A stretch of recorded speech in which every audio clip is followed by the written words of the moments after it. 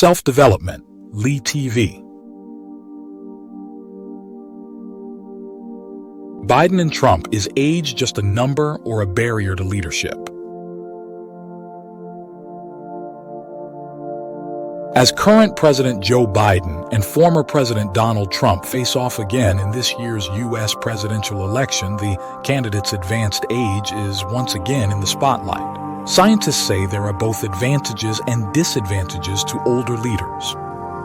The United States has become the center of a debate about how old is too old to be a leader. The two leading candidates for the 2024 presidential election, Vice President Biden and former President Trump, are the oldest presidential candidates ever to run for office. For starters, Biden turned 81 in November of this year, more than twice the age of the average American. His advanced age raises concerns about his physical and mental capacity to serve as president. Age-related health issues are inevitable, and this is highlighted by the fact that Biden has experienced several health issues during his time in office. Mr. Trump is 77 years old, 10 years older than the full retirement age at which Americans can collect 100% of their pensions. He has undergone several medical examinations during his presidency, and the results have been generally favorable.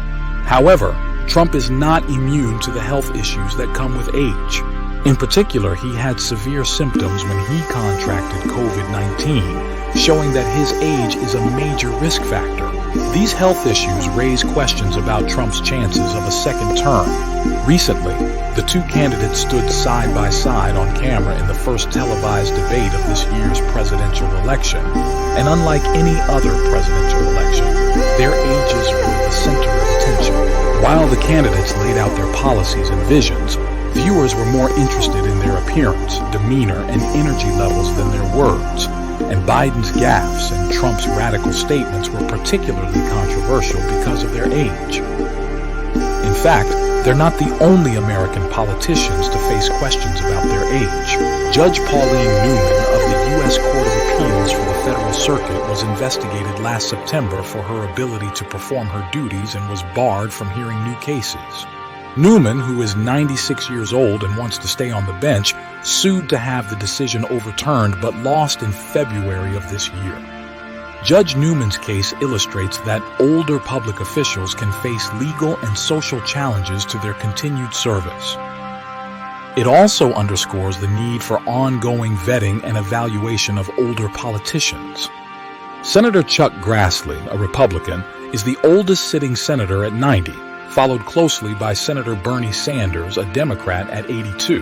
Grassley has pushed for policies that benefit seniors and reflect the needs of an aging society, while Sanders has been active in the campaigns of younger voters.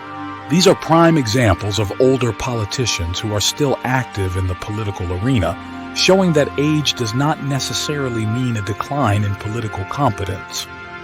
However, the health and mental capacity of older politicians is always a major concern. In particular, the health issues of several older politicians have become publicized in recent years, further validating their continued ability to serve. For example, Democratic Senator Deanne Feinstein is 87 years old and has been hospitalized several times in recent years due to health issues. These examples suggest that the ability of older politicians to perform their duties needs to be constantly reviewed. As such, they demonstrate that the physical and mental capacity of older politicians is an important aspect of leadership, and the debate is likely to continue. There needs to be a more elaborate system of support and verification for older politicians to fulfill their duties. This will play an important role in helping older politicians with political experience and wisdom to perform to the best of their abilities, while maintaining public trust. Meanwhile, questions continue to arise about whether Mr. Biden has the stamina and energy to fulfill his duties. This shows that the physical and mental capacity of older politicians is an important aspect of leadership, and the debate will likely continue for years to come. Source: BBC News, Christine Long. Thanks for WACTing.